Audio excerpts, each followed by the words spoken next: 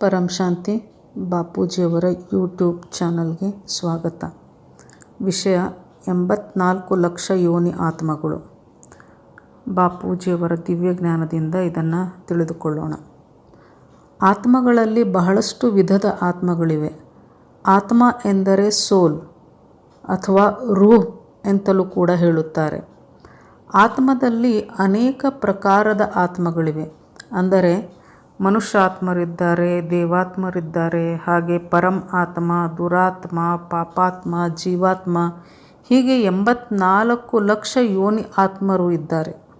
ಆತ್ಮರಲ್ಲಿ ಬಹಳಷ್ಟು ಪ್ರಕಾರಗಳಿವೆ. ಉದಾಹರಣೆಗೆ ಮನುಷ್ಯ ಆತ್ಮರು ತಮ್ಮ ವಂಶವನ್ನು ಬೆಳೆಸಲು ಮಕ್ಕಳನ್ನು ಪಡೆಯುತ್ತಾ ಹೋಗುತ್ತಾರೆ. ಆ ಮಕ್ಕಳಿಂದ ಮತ್ತೆ ಮಕ್ಕಳು, ಅವರಿಂದ ಮತ್ತೆ ಮಕ್ಕಳು, ಹೀಗೆ ಸಂಖ್ಯೆ ಬೆಳೆಯುತ್ತಾ ಹೋಗುತ್ತದೆ. ಆತ್ಮರ ಸಂಖ್ಯೆ ಬೆಳೆಯುತ್ತಾ ಹೋಗುತ್ತದೆ. ಒಂದು ಮೀನು, ದೊಡ್ಡ ಮೀನು, ಸಣ್ಣ ಮೀನು, ಹೀಗೆ ಅನಂತ ಆತ್ಮರ ಸಂಖ್ಯೆ ಬೆಳೆಯುತ್ತಾ ಹೋಗುತ್ತದೆ. ಪ್ರಾಣಿ, ಪಕ್ಷಿ, ಜಲಚರ, ಅನೇಕ ವಿಧದ ಆತ್ಮಗಳು ಇವೆ. ಆತ್ಮ ಎಂದರೆ ವಿಜ್ಞಾನವೂ ಕೂಡ ಹೇಳುವಂತೆ ಆತ್ಮ ಒಂದು ಪವರ್, ಒಂದು ಶಕ್ತಿ, ಒಂದು ಚೈತನ್ಯ ಶಕ್ತಿ.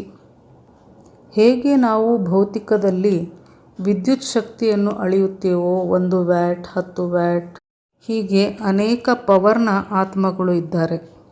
ಭೌತಿಕದ ಉದಾಹರಣೆಯನ್ನೇ ತೆಗೆದುಕೊಂಡು ನೋಡುವುದಾದರೆ ಆತ್ಮದಲ್ಲಿ 1 ವ್ಯಾಟ್ನ ಅಂದರೆ ಇಲ್ಲಿ 1 ವ್ಯಾಟ್ ಅಂದರೆ ಒಂದು ಚೈತನ್ಯ ಶಕ್ತಿ ಎಂದು ತಿಳಿದುಕೊಳ್ಳೋಣ. ಇನ್ನು ಕೆಲವರು ಆತ್ಮಗಳು 10 ವ್ಯಾಟ್ನ ಪವರ್ ಹೊಂದಿದ್ದಾರೆ. ಇನ್ನು ಕೆಲವು ಆತ್ಮಗಳಲ್ಲಿ 100 ವ್ಯಾಟ್, ಇನ್ನು ಕೆಲವು ಆತ್ಮಗಳಲ್ಲಿ 1000 ವ್ಯಾಟ್, 1 ಲಕ್ಷ ವ್ಯಾಟ್, ಹೀಗೆ 1 ಕೋಟಿ ವ್ಯಾಟ್, ಹೀಗೆ ಅನೇಕ ಕೆಪ್ಯಾಸಿಟಿಯ ಆತ್ಮಗಳಿವೆ. ಊಹೆಗೂ ಸಿಗದಷ್ಟು ಆತ್ಮಗಳು ಎಲ್ಲೆಡೆಯೂ ಇದ್ದಾರೆ. ಹೇಗೆ ಮನುಷ್ಯ ಆತ್ಮರಲ್ಲಿ ದುರಾತ್ಮ, ಪಾಪಾತ್ಮ, ಪುಣ್ಯಾತ್ಮ ಎಂದು ಹೇಳುತ್ತೇವೋ, ಹಾಗೆಯೇ ದೇವಾತ್ಮರಲ್ಲೂ ಅನೇಕ ಪ್ರಕಾರದ ಆತ್ಮಗಳಿವೆ. ಪರಮಾತ್ಮನಲ್ಲೂ ಕೂಡ ಅನೇಕ ಪ್ರಕಾರದ ಆತ್ಮಗಳಿವೆ. ಹೀಗೆ ಎಲ್ಲ ಆತ್ಮಗಳಲ್ಲಿ ಅನೇಕ ಪ್ರಕಾರದ ವಿಧದ ಚೈತನ್ಯ ಶಕ್ತಿಯುಳ್ಳಂತಹ ಆತ್ಮಗಳು ಇದ್ದಾರೆ. ಪರಮಾತ್ಮನ ರಚನಾಕಾರನು ಪರಂಪಿತ. ಪರಂಪಿತ ಅಂದರೆ ಆಲ್ಮೈಟಿ ಅಥಾರಿಟಿ. ಈ ಆಲ್ಮೈಟಿ ಅಥಾರಿಟಿ ಭಗವಂತ ಒಬ್ಬನೇ. ಈ ಭಗವಂತ ಪರಮಪಿತನು ಅನೇಕ ಪರಮಾತ್ಮರನ್ನು ಸೃಷ್ಟಿಸಿದ.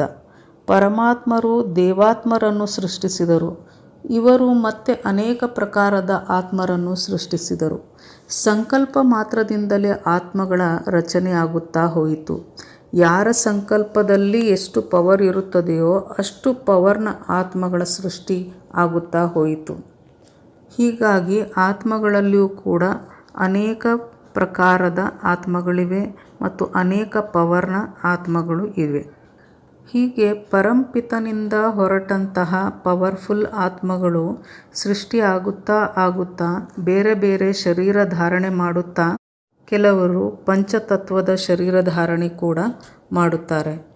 ಅದಕ್ಕೆ ಬೇರೆ ಬೇರೆ ಹೆಸರಿನಿಂದ ಗುರುತಿಸಲಾಗುತ್ತದೆ. ಅಂದರೆ ಸ್ವಭಾವಕ್ಕೆ ತಕ್ಕಂತೆ ಜೀವಾತ್ಮ, ದುರಾತ್ಮ ಎಂದು ಗುರುತಿಸುತ್ತೇವೆ.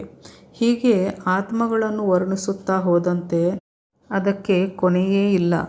ಬಹಳ ಪ್ರಕಾರದ ಅಂದರೆ ಬಹಳ ವಿಧದ ಆತ್ಮರು ಇದ್ದಾರೆ. ಗಂಟೆಗಟ್ಟಲೆ ಹೇಳಿದರೂ ಸಾಲದು. ದೇವಾತ್ಮರ ಬಗ್ಗೆ ಹೇಳ ಹೊರಟರೆ ದೇವಾತ್ಮ ಮತ್ತು ಅವರ ಸ್ವರ್ಗಲೋಕದ ವಿವರಣೆ, ದೇವಾತ್ಮರ 3 ತತ್ವದ ಶರೀರ ಮತ್ತು ಅವರ ಸೃಷ್ಟಿ, 3 ತತ್ವದ ಲೋಕ ಹೇಗೆ ಸೃಷ್ಟಿಯಾಗುತ್ತದೆ, 3 ತತ್ವದ ಲೋಕ ಇದನ್ನು ಸ್ವರ್ಗ ಎನ್ನುತ್ತಾರೆ. ಅದರಂತೆ ನಂತರ ನರಕದಲ್ಲಿನ ಆತ್ಮಗಳ ವರ್ಣನೆ, ಇದೆಲ್ಲ ತಿಳಿಯಲು ಬಹಳಷ್ಟು ಸಮಯ ಬೇಕು. ಆತ್ಮಲೋಕವೇ ಒಂದು ಅದ್ಭುತ. ಎಷ್ಟು ಆಳಕ್ಕೆ ಹೋಗುತ್ತೇವೋ ಅಷ್ಟು ವಿಸ್ಮಯಗಳು ಇಲ್ಲಿ ತೆರೆದುಕೊಳ್ಳುತ್ತಾ ಹೋಗುತ್ತವೆ. ಪರಂ ಶಾಂತಿ.